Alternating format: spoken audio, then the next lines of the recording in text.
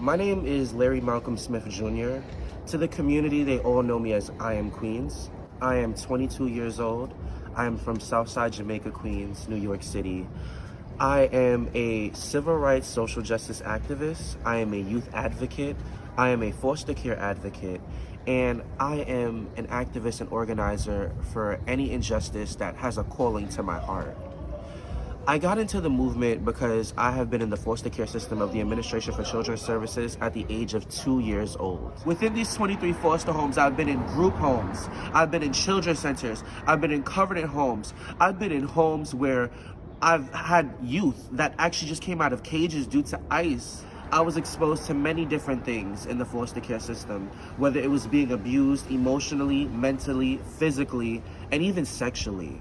Growing up in the foster care system was really tragic for me. My foster parent, she passed away when I was 11 years old. So I went from adoption to starting all the way from square one and getting back into the system and being labeled just as a number and being labeled as a ward of the state. I had gotten sent to this homeless shelter because it is a runaway homeless youth shelter. It is a shelter for kids coming out of ICE cages. It is a shelter for youth who are homeless.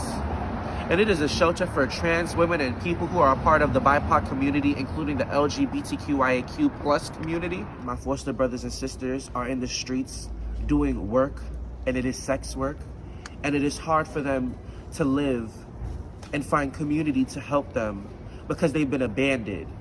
A lot of us as foster care youth, we look for validation from other people, and that can be so toxic in our circles.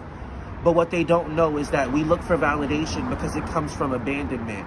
I knew that I had to become a voice for the voiceless, and I knew that I had to use my voice as a platform for others who don't have the ability to do so.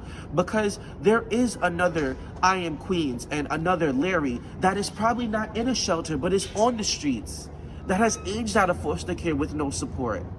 I don't believe that foster care children are broken, and I don't believe that they're fragile.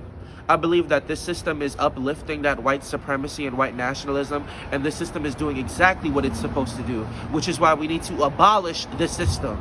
If you are in a position to be an organizer and an activist and you see somebody struggling, you cannot be moving forward unless you can look to the left and the right of you and you bring that person to move forward with you. I just wish somebody could have asked me like, yo, are you okay? Like, are you okay would have been, it could have been good. It could have made sense. I was left behind. No child should be left behind. I'm not looking for sympathy. I'm looking for empathy. I'm looking for people who are watching this right now to ask, what are you sacrificing?